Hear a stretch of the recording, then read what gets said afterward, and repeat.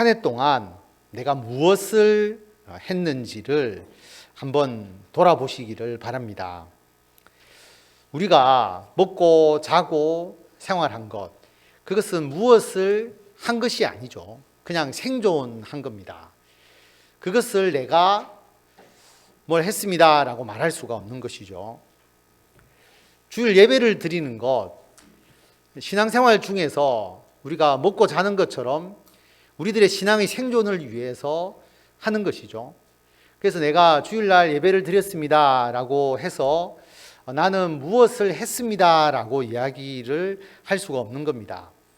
예를 들어서 우리가 개인적으로 산속에 들어가서 거기서 밥을 먹고 잠을 자고 산속에서 혼자 예배를 드렸는데 너 뭐 했니? 라고 하나님이 물어보실 때 나는 먹고 자고 예배 드렸습니다. 그거 가지고 내가 뭘 했다라고 이야기를 할 수 없잖아요.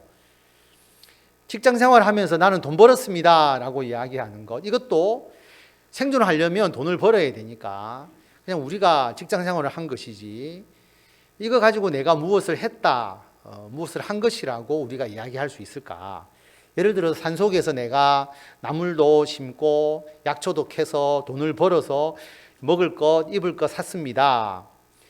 그런 거하고 똑같은 것이죠. 그거 가지고 내가 무엇을 했다라고 이야기를 할 수가 없다라고 하는 겁니다.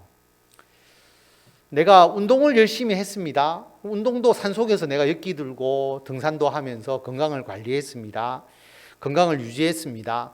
그것도 내가 뭔가 했다고 할 수가 없는 것이죠.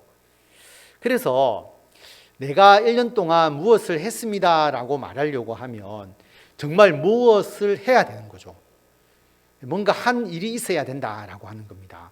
그것을 여러분 1년 동안 내가 뭘 했지 스스로 한번 자기에게 질문해 보시고 내가 한 일에 대해서 한번 점검하는 그런 시간이 되었으면 합니다. 저는 제가 무엇을 했는지를 한번 저에게도 스스로 질문을 던져 보았습니다. 목회하고 또 가정에서 여러 가지 일을 하지만 그래도 뭔가 무엇을 했다라고 하는 게 뭘까 제가 생각을 해보니까 기억에 남는 중요한 것만 말씀을 드리면 교회 리모델링을 했잖아요. 사실 리모델링을 구상하고 추진하고 강승구 장로님도 많이 수고하셨지만 제가 교회에 있다 보니까 그 세세한 공사적 내부 또 교회 그 어마어마한 청소 아직도 세세하게 기억이 나는데 리모델링을 하고 이제 나서 보니까 어쨌든 우리 성도님들이 또 교회를 쓰시는 데 있어서 여러 가지로 잘 이루어진 것 같습니다.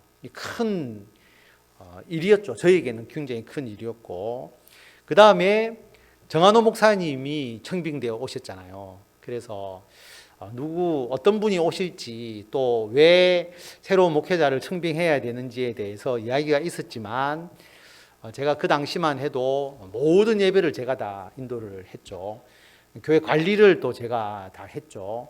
특히 영상이 새롭게 시작되면서 영상 촬영 장비라든지 또 영상의 녹화, 그 다음에 편집 모두가 다 하다 보니까 여기서 영상 누르고 한번 잘못 누르면 영상이 또 안 될 때도 있고 재녹화도 하고 이렇게 하다 보니까 제가 뭔가 이렇게 한번 딱 잘못해버리면 모든 게 올스톱 되는 문제가 있어서 그렇게 되면 안 되겠다. 그래서 같이 사역을 하고 또 제가 그동안 쭉 해왔던 방식 외에 좀 새로운 방식으로 교회가 변화되어야 되는 부분도 있고 해서 그래서 이제 공동 목회로 목사님을 청빙해야 되겠다. 그렇게 생각을 해서 추진을 해온 많은 과정이 있었잖아요. 이따가 최종적으로 정한호 목사님께서 우리 교회에 오셨다라고 하는 겁니다. 그 일이 있었죠. 그 다음에 2년 동안 코로나 때문에 교회가 정상적으로 예배와 모든 일이 이루어지기 어려웠는데 코로나 상황 가운데서도 교회가 해야 될 일을 어디까지 하고 무엇을 줄여나가고 또 어떻게 이것을 이끌어 나가야 될지를 생각하고 그렇게 교회를 움직여 나오는 과정들이 있었습니다. 그 다음에 제가 아시는 분은 아시고 모르시는 분은 모르실 수도 있는데 우연찮게 제가 하고 싶어서 한 게 아니라 우리 교회의 사랑과 행복의 초대에 나온 제 후배이고 그 신라대학교 교수님이 있죠. 강의를 자기 후배에게 부탁을 해서 그분이 하기로 했다가 펑크가 났어요. 일주일도 안 남았는데 개강이 강의할 사람이 없어서 그래서 급하게 저한테 연락이 왔더라고요. 강의 좀 해주시면 안 됩니까? 강의 안 한 지가 벌써 제가 해운대 소정교에 와서 제가 한 학기인가 두 학기인가 제가 청년들하고 교점을 만들려고 제가 장로님들에게 부탁해서 경성대학교에 강의를 간 적이 있었는데 제가 예전에는 수업이 굉장히 많으니까 한 학생을 만나고 또 그 다음 수업도 만나고 하니까 학생들하고 굉장히 교류가 많았습니다. 그런데 경성대학교 한 과목만 강의하고 그냥 나오니까 뭐 1년 강의를 했는데 아는 애들도 없고 서로 교점도 없고 그래서 청년들 전도나 또 청년들하고의 그 유대 관계를 맺는 건 어렵겠다 싶어서 강의를 안 했거든요. 그러니까 10년이 훨씬 넘었는데 다시 강의를 부탁받으니까 모르는 사람도 아니고 제가 강의를 이제 맡아서 해줬는데 코로나 때문에 비대면이니까 줌으로 수업을 했고 또 이번 학기도 이제 부탁을 받아서 목요일 날 오후에 그 강의를 하고 있습니다. 근데 이것도 좀 여러 가지 어려움이 있어요. 대면을 안 하니까 비대면으로 줌 하면 우리 성도님들은 모니터를 다 켜시잖아요. 얼굴을 보는데 학생들은 전부 다 끕니다. 그러면 한 30명 수업하면 전부 이렇게 가만 아무도 보여주지 않아요. 그런데 화면을 켜세요 하면 또 학생들에게 또 어떤 강압적으로 이렇게 화면을 켜라고 하면 그것도 문제가 되기 때문에 그렇게 말을 못 하거든요. 그래서 그냥 벽 보고 수업하는 거 똑같습니다. 라디오 방송하는 거 같아요. 혼자서 이야기를 하면 물어도 대답도 안 하고 조용하게 그래 있습니다. 대면을 안 하기 때문에 이런 어려움이 있어요. 그렇게 지금 두 학기를 사실은 좀 그 학교에 도움을 주기 위해서 지금 하고 있는 상황이고요. 그 다음에 지금 뭐 여러분들은 잘 아실 수도 있고 또 모르실 수도 있지만 부산의 주력 산업인 기계자동차 조선 산업이 굉장히 힘들죠. 거기서 많은 이제 해고된 분들도 나오고 그래서 부산이 좀 노동적으로 위기가 있으니까 정부에서 그런 위기가 되는 지역을 선정해서 자금을 지원하는 게 있습니다. 특히 노동에 대한 지원을 해주는데요. 인력 채용이나 일자리에 대한 부분. 작년에 부산시가 신청해서 떨어졌죠. 그래서 올해 시에서 왜 부산이 이 사업을 받아야 되는지에 대해서 앞에 통계라든지 좀 논리적 근거를 좀 마련해 달라, 자문을 좀 해달라. 제가 이제 그 작업을 사실은 이제 워드도 치고 이렇게 통계도 넣고 해서 해주었습니다. 금년에 부산시에서 5년간 약 406억 원을 정부로부터 받아서 올해부터 그 사업을 하고 있습니다. 그래서 기계자동차 조선, 주로 서부 상권에 있는 기업이나 노동자들 대상으로 해서 이제 지원해 주는 사업인데요. 시에서 하는 것이고 저는 앞에서 그 사업이 되도록 자문만 해 주었고 글을 쓰는 작업을 제가 도와줬죠. 어쨌든 도와줬는데 좋은 결과가 있고 부산 시민을 위해서 뭔가 혜택이 있는 일들이 생겼으니까 저로서는 좋은 것이고 이번 가을에는 노예 임원이 제가 되어가지고 노예를 위해서 또 한 1년은 봉사하도록 되어 있습니다. 그 다음에 임상 목사님 사건이 있었잖아요. 이강호 선교사와 대응하는 사건. 제가 한동안 이 일에 굉장히 많이 힘을 기울였습니다. 그때 임상 목사님하고 인터뷰하고 녹음하고 또 카톡이나 여러 가지 자료를 가지고 제가 보고서를 지금 한 80페이지 이상 썼는데 그때 쓰지 않았다면 지금은 또 그 사건이 묻혀질 뻔했잖아요. 임상 목사님이 거기에 대해서 증언하시는 게 또 어려움이 있기 때문에 제가 그 일에 많이 신경을 썼고 그렇다고 해서 뭐 어떤 큰 좋은 결과가 있었던 것은 아니지만 나름대로 그 사건의 진상을 제 나름대로는 확실하게 저는 파헤쳤다고 생각하고 이 문제를 결코 덮어서는 안 되겠다. 그래서 내년이 가든 2년이 가든 3년이 가든 저는 이 문제를 끝까지 이제 문제로 제기를 하려고 그렇게 생각하고 있습니다. 이것은 그런 부분이고요. 그 다음에 뭐 올해 아프신 분도 많고 우리가 기도하는 일도 굉장히 많았잖아요. 담임 목사가 되면 여러분도 그런 느낌이 있을 겁니다. 여러분들이 기도하는 성도들 또 구역원들이 어떤 어려움이 있으면 그 구역장애의 부담을 많이 느끼잖아요. 담임 목사는 그보다 훨씬 더 부담을 느끼게 됩니다. 그래서 누가 아프시면 꼭 담임 목사가 잘못해서 아픈 것 같고 어떤 안 좋은 일이 있으면 그 모든 책임이 다 저에게서 비롯된 것처럼 느껴지거든요. 그래서 그 문제에 대해서 정말 가슴 아프고 기도하게 되고 좀 좋은 일이 있기를 바라게 되는데 유독 이제 아픈 분들이나 또 기도해야 될 일이 많은 그런 한 해였습니다. 어쨌든 하나님께서 은혜로 함께 해주셔서 오늘 또 현욱이가 항암 치료도 잘 하게 하시고 또 암 치료 받으신 분도 많지만 그 과정을 잘 견뎌서 항암이 오히려 잘 되게 해주시고 하니까 감사한데 어쨌든 담임 목사로서는 큰 부담을 이제 가지고 있다라고 하는 것입니다. 그래서 이런 일들이 올해 한 해 있었고 제가 이 일들을 해왔다라고 말씀을 드릴 수 있는데 여러분은 어떤 일을 하셨느냐라고 하는 거죠. 여러분 그냥 밥하고 청소하고 뭐 이런 것이 아니고 어떤 목적성, 내가 올해 한 해 동안 우리 자녀를 내가 믿음으로 양육하기 위해서 이런 일을 하고 이런 노력을 했다. 나는 직장을 통해서 하나님의 나라를 좀 확장하기 위해서 나는 직장 생활을 했다. 그런 어떤 목적성을 충분히 여러분도 가질 수 있고 아마 가지셨을 겁니다.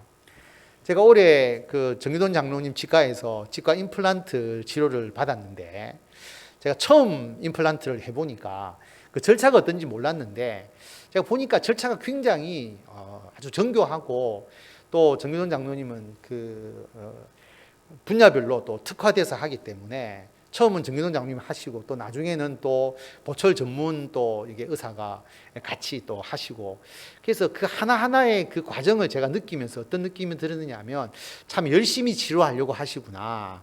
환자를 굉장히 배려하시구나 라고 하는 그 병원 시스템이 그걸 제가 이제 느꼈거든요. 저는 그게 굉장히 중요하다고 봅니다. 여러분이 어떤 직장 생활을 할 때에 그 직장에서 여러분 만나는 분들이 이 사람이 정말 나를 위해서 이 일을 하는 거구나라고 하는 것을 느낄 수 있다면 그게 하나님의 나라의 일의 가장 중요한 첫 단추가 되는 것이거든요. 그래서 내가 직장생활을 했습니다라고 하는 게 아니고 내가 가정에서 하는 일과 직장에서 하는 일이 어떤 의미가 있고 어떤 가치가 있고 거기 어떤 목적성을 가지고 있고 그렇게 하면 똑같은 일이라도 하나님 내가 이것을 1년 동안 했습니다라고 말할 수 있게 되는 것이죠. 나를 위해서 그냥 예배를 드리고 1년 동안 예배를 드렸습니다 하는 것도 물론 의미가 있을 수 있지만 여러분 내가 어떤 새벽기도나 수요예배, 금요기도회를 가면서 내가 이 예배를 내가 지키고 이 예배가 유지될 수 있도록 내가 한 해 동안 힘썼습니다 라고 말하는 것과 그냥 내 예배 드리러 갔습니다 라고 하는 것은 다르잖아요. 예전에는 제가 처음에 1부, 2부를 할 때는 2부가 위태했어요. 1부는 그때 은퇴 권사님들도 계시고 1부는 어느 정도 인원이 고정적인 인원이 있었는데 2부는 별로 없었다는 거예요. 그래서 2부가 중단되지 않을까라고 생각을 했는데 제가 여러 번 말씀드렸지만 한 분이 꼭 2부에 나오시는 거예요. 근데 그분이 안 나오시면 2부가 끝나는 게 아니라 다른 분이 또 한 분 나오시더라고요. 저는 참 하나님께서 이 2부 새벽 기도를 중단하지 않으신다는 느낌을 확실히 받은 게 뭐냐 하면 이상하게 서로가 의논하고 나온 것도 아닌데 교대로 계속 이렇게 나오셔가지고 한동안은 2부가 없겠다 싶었는데 이명임 집사님이 그때는 우리 교회에 출석을 안 하셨거든요. 근데 어떤 그 한 분이 계속 그때는 저쪽 자리에 앉으셨는데 꼭 혼자 오셔서 한동안 이제 2부 새벽 기도를 하시고 또 빠지시니까 또 다른 분이 또 나와서 하고 제가 2부를 제가 13년 이상 이제 2부 새벽 기도를 하면서 2부가 그만둔 지가 안 한 게 제가 5손가락 안으로 들 것 같습니다. 거의 없었어요. 기억하기로. 그래서 이루어졌는데 지금은 1부가 위태위태해졌죠. 2부에는 또 오시는 분이 좀 어느 정도 다른 교회 다니시는 분도 있고 우리 교회 성도님들도 2부는 많이 늘어나는데 1부는 지금 최창소 장로님, 유복희 권사님, 임순녀 권사님 이 세 분 중에서 한 분이 뭐 고향 가시든지 이렇게 하면 이거 일부가 위태하지 않을까 하는 생각이 들 정도로 완전히 이제 역전이 되어 있습니다.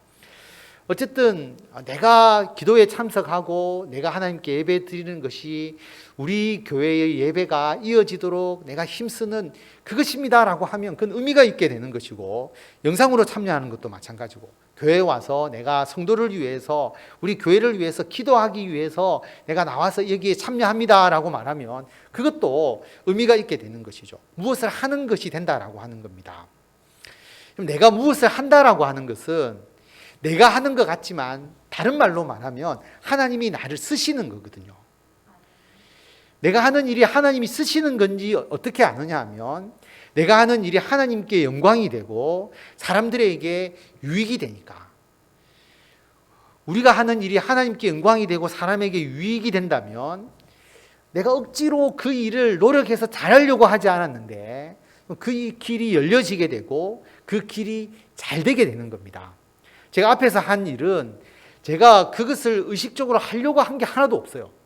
그런데 하나님께서 그 일을 통해서 좋은 결과가 이루어지게 하시고 협력하여 선을 이룰 수 있도록 해주셨다는 겁니다. 리모델링도 그 사장님이, 그 집사님이 하실 거라고는 저는 전혀 생각하지 않았어요. 그런데 그 일들을 우리가 이제 그 내용을 잘 모르니까 강 장로님하고 같이 가서 의논하러 갔다가 그분이 참 공사에 대해서 잘 모르시는데 자기가 가서 좀 도와줘야 되겠다, 그 마음이 들어서 전화가 와서 돈이나 이런 것보다는 일단 교회를 잘 아니까 교회를 위해서 리모델링을 원하시면 해드리겠습니다. 원래는 교회를 안 하고 아파트만 하시는 분인데 그렇게 해서 해주시니까 그 뒤로 일이 굉장히 편하게 됐거든요. 그러니까 뭐냐 하면 모든 일이, 제가 앞에서 이야기한 모든 일이 내가 노력하고 힘을 쓰고 또 내가 억수로 정성을 다한 것은 분명히 있지만 내가 의도한 게 아니라 모든 게 선물처럼 주어진 겁니다. 하나님께서 저를 그냥 쓰신 것일 뿐이거든요.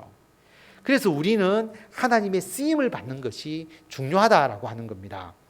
그래서 그것을 오늘 성경은 다른 말로 그릇이라고 그렇게 이야기를 합니다. 그릇. 성경에 보면 금그릇, 은그릇, 나무그릇, 질그릇, 이 네 가지의 종류가 나오잖아요. 여러분은 어떤 그릇이 되고 싶으십니까? 제가 이것을 손들어서 한 사람 한 사람 다 물어보려고 했는데 마음속으로 생각해 보세요. 금그릇, 은그릇, 나무그릇, 질그릇.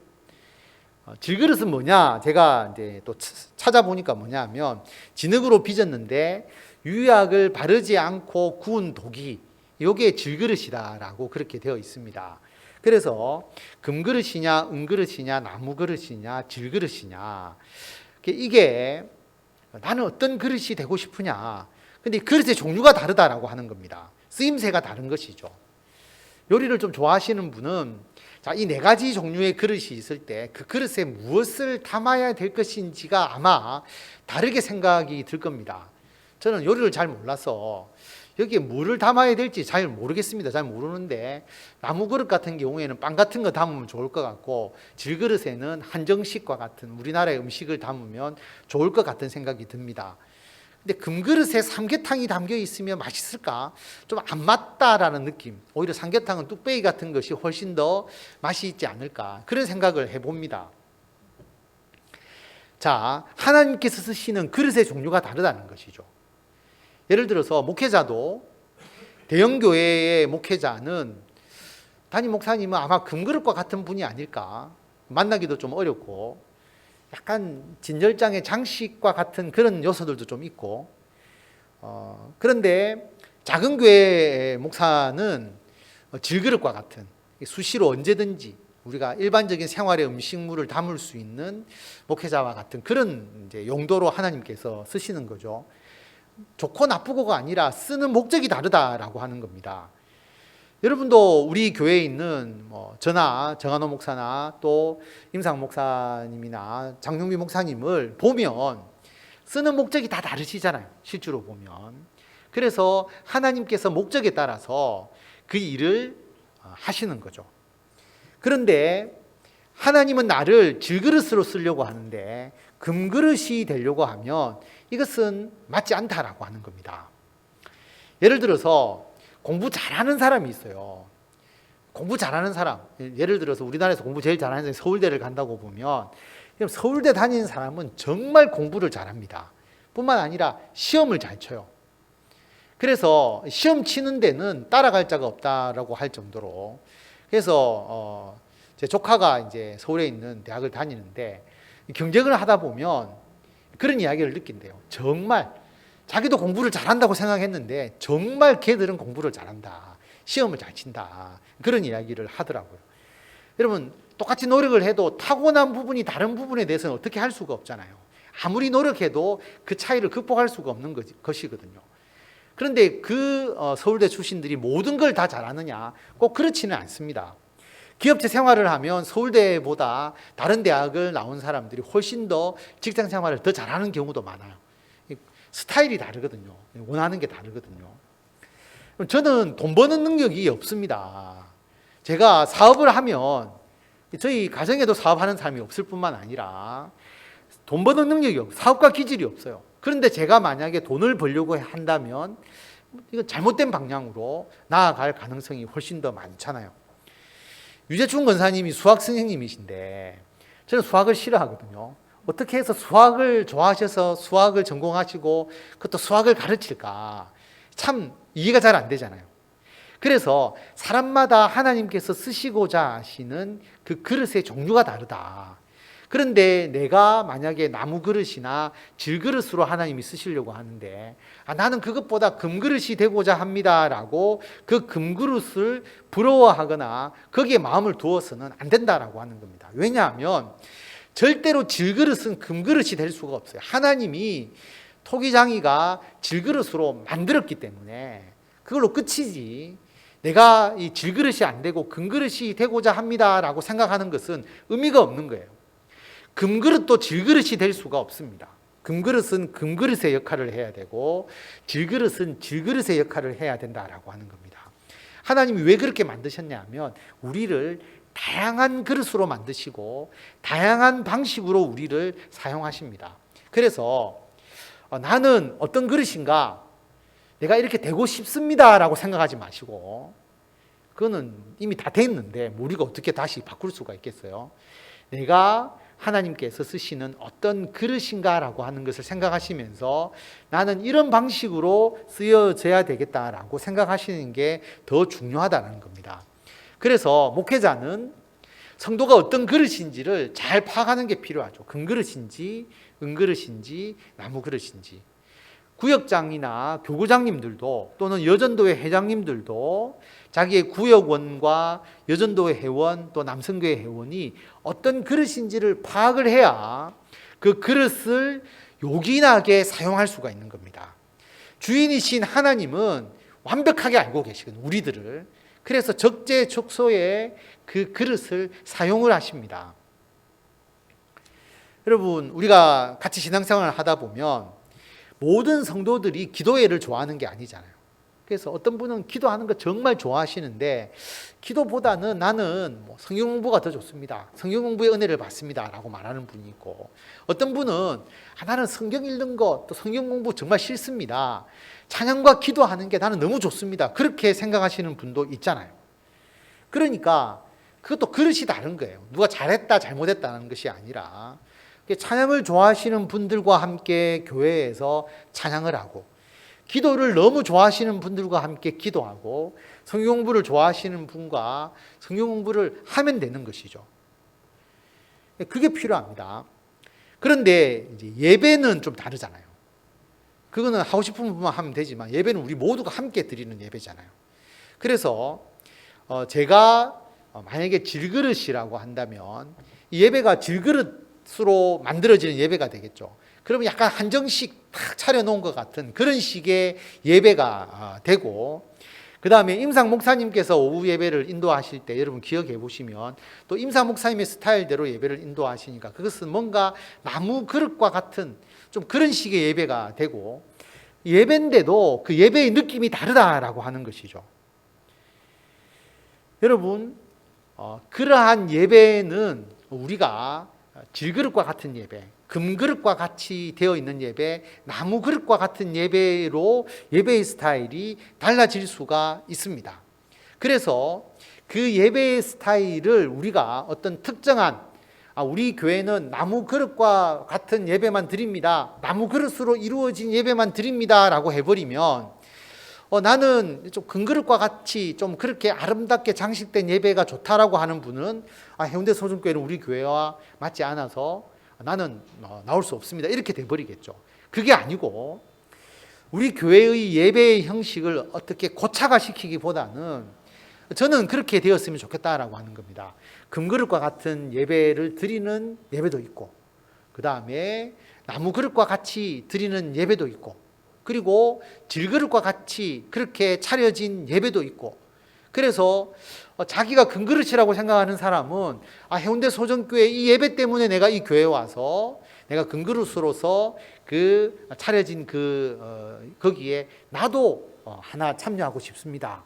또는 질그릇으로 이루어진 이 해운대 소년교회 예배에 내가 질그릇인데 나도 거기에 역할을 하고 싶습니다라고 다양하게 나타나는 예배가 저는 필요하다라고 그렇게 생각을 합니다. 그래서 어떤 우리 해운대 소중교회의 모습을 좀 고착화하기보다는 다양한 분들이 우리 교회에 참여하고, 그리고 우리 교회의 다양한 모습 때문에 하나님께 영광을 돌릴 수 있도록 그렇게 하는 것이 필요하다라고 하는 겁니다. 여러분, 주인의 집에 금그릇도 있고, 그리고 은그릇도 있고, 나무 그릇도 있고, 질그릇도 있다라고 말합니다. 여러분, 그 주인의 집에는, 큰 집에는 4가지의 그릇이 다 있어야지 하나만 있어서는 안 된다라고 하는 것이죠. 그래서 제가 예전에 헌신예배에 강사로 간 적이 있는데요. 헌신예배를 드리고 나면 그때 여전도인가요? 이제 그분들이 와서 이제 다과를 같이 하잖아요. 깜짝 놀란 게, 여러분 앉아서 같이 다과를 나누는 분이 한 10명이라면 그 10명의 그 다과를 세팅을 해 놓았는데, 그릇 정말 예쁜 그릇에, 그리고 과일을 담았는데 여러분 전문가의 손길처럼 너무나 이쁘게 똑같이 딱 세팅을 해서 딱 있는 것을 보고 깜짝 놀랐습니다. 우리 교회는 강사 목사님 오시든 뭐 누가 오시든 우리 먹는 그 접시 있잖아요. 거기다가 과일 썰어서 이렇게 탁 드리는데, 그게 아니라 정말 제가 깜짝 놀랄 정도로 딱 세팅을 해서 주시더라고요. 이게 필요하구나. 이게 뭐냐 하면, 여러분 그 교회의 이 그릇이 다르다라고 하는 그 의미를 이해하시겠죠. 그러니까 어떻게 보면 강사 대접용 그릇도 필요하고 또 우리가 먹는 그릇도 필요하고 이런 종류가 다른 것처럼, 뭐냐 하면 우리가 하나님을 위해서 예배를 하고 우리 교회에 어떤 특성적인 게 있지만 거기에만 국한된 것이 아니라 우리 교회도 어떤 때는 정말 금그릇과 같은 그런 예배와 그런 모습이 우리 교회에 나타나야 되고, 어떤 때는 은그릇처럼, 어떤 때는 나무 그릇처럼, 어떤 때는 질그릇처럼 그게 있어야 한다는 거죠. 그런데 우리 교회 핵심은 있겠죠. 우리 교회 핵심은 잘 차려진 한식과 같이 좀 편안한 그 질그릇들이 쫙 이렇게 진열되어 있는 교회가 기본적인 어떤 흐름이라면, 그것만 있는 것이 아니라 다양한 요소들을 우리 교회가 가지고 포용할 수 있는 요소가 되어야 된다라고 하는 것입니다. 그래서 금그릇, 아주 귀한 식사와 같은 예배를 드릴 수도 있는 교회, 그리고 질그릇, 한식과 같은 또 나무 그릇의 건강식과 같은 것을 모두 다 제공할 수 있는 교회로 우리들의 교회 영역을 확대시켜 나가야 좀 더 다양한 분들이 우리 교회에 더 와서 예배를 드리게 되고 우리 교회에서 은혜 받고 신앙생활을 해 나갈 수 있다라고 하는 겁니다. 그렇게 되는 것이 중요하다. 그런데 여러분, 오늘 말씀은 뭐냐 하면 그릇의 재료에 대해서 이야기하고자 하는 것이 아닙니다. 재료는 당연히 달라요. 하나님께서 다르게 만드셨고 여기 예배를 드리는 모든 분들이 전부 다 다른 그릇으로 쓰임을 받고 있습니다. 그러니까 다른 것에 대해서 우리가 뭐 이야기할 필요가 당연히 다르고, 그런데 중요한 것은 뭐냐 하면 천하게 쓰이느냐 그 다음에 귀하게 쓰이느냐는 것은 금그릇이기 때문에 귀하게 쓰이는 게 아닙니다. 성경을 잘 읽어보시면 나무 그릇이나 질그릇이라고 해서 천하게 쓰이는 게 아니에요. 어떤 그릇이 귀하게 쓰이느냐 하면 깨끗한 그릇이다라고 말하는 겁니다. 깨끗한 그릇이 되어야 돼요. 버려진 그릇, 그냥 마당 저 구석에 더럽혀져도 아무 신경 쓰지 않는 그런 그릇이 아니고 깨끗한 그릇이 되어서 주인의 쓰심에 합당한 그런 그릇이 되어야 된다. 이것은 나무 그릇도 귀하게 쓰임을 받을 수 있고, 그리고 질그릇도 귀하게 쓰임을 받을 수 있어요. 금그릇과 은그릇도 더러워지면 버림을 당하는 겁니다. 그러니까 금그릇과 은그릇이 귀하게 쓰이는 것이 아니다라고 하는 것이죠. 그래서 오늘 말씀을 보면 우리가 귀하게 쓰는 그릇이 되기 위해서는 우리가 깨끗해야 된다. 그래서 오늘 세 가지가 나오는데, 첫 번째는 거룩함입니다. 거룩하게 되어야 되죠. 우리가 정결하게 되어야 되죠. 주님의 일을 하면서 우리가 악하거나 또 탐욕에 빠지거나 우리를 통해서 갈등을 유발하거나 그렇게 돼버리면 우리는 정결함에서 멀어지게 되는 거잖아요. 정결하지 않으면 귀하게 쓰임을 받을 수가 없습니다. 그래서 우리 모두가 예수 그리스도의 십자가의 은혜로 우리들의 죄를 용서함을 받고 성령의 인도하심에 따라서 우리가 정결하게 살아가는 우리들이 되어야 된다. 그래서 내가 어떤 재료를 가진 그릇이냐를 생각하기보다는 내가 정결하냐, 정결하다고 인정을 받느냐, 내가 깨끗하냐, 이것을 먼저 생각을 해야 되는 거죠. 그래서 주의 일을 할 때에 정결하게 행하는 우리들이 되어야 되는 것이고요. 두 번째로는 뭐냐 하면 주인의 쓰심에 합당해야 됩니다. 유용한 자가 되어야 되는 거죠. 이 사람 참 유용하다, 이 그릇 쓰니까 참 유용하게 쓰인다라고 하는 겁니다. 나무 그릇도 유용하게 쓰일 수가 있고 질그릇도 유용하게 쓰일 수가 있는 것이죠. 그래서 우리 교회 성도들을 보면 주방 아주 잘 하시는 분, 그 다음에 찬양의 은사를 가지신 분, 또 교사를 열심히 하시는 분, 또 성탄절 되면 우리가 추리를 또 하잖아요. 그럼 또 추리를 위해서 또 헌신해 주시는 분도 있고, 참 그릇인데 그릇이 다 다르고 독특한데 그 모든 그릇이 굉장히 유용하게 쓰여진다는 것을 제가 느끼게 되거든요. 우리 모든 성도님들이 굉장히 주인의 쓰심에 합당한 유용한 자다라고 하는 것입니다. 그게 필요해요. 여러분, 성경 공부를 하다 보면 대답을 참 잘해 주시는 분이 있잖아요. 이것도 은사고 이것도 참 귀하게 쓰여지는 것이죠. 찬양과 기도를 열심히 하는 것, 이것도 마찬가지고요. 그래서 우리 모두가 하나님의 쓰심에 합당하고 유용한 자가 되어야 된다라고 하는 것이고요. 세 번째로는 뭐냐 하면 선한 일에 준비된 자가 되어야 한다라고 하는 겁니다. 준비되어 있어야 쓰임을 받습니다. 여러분, 아무리 하나님께서 유용하게 쓰시려고 해도 내가 준비되어 있지 않으면 결정적인 순간에 쓰임을 받을 수가 없거든요. 그래서 우리는 깨끗하게 준비되어서 하나님이 언제 나를 쓰실지 모르지만 그때 쓰임을 받도록 여러분들이 예비해 놓고 있는 것이 굉장히 중요합니다.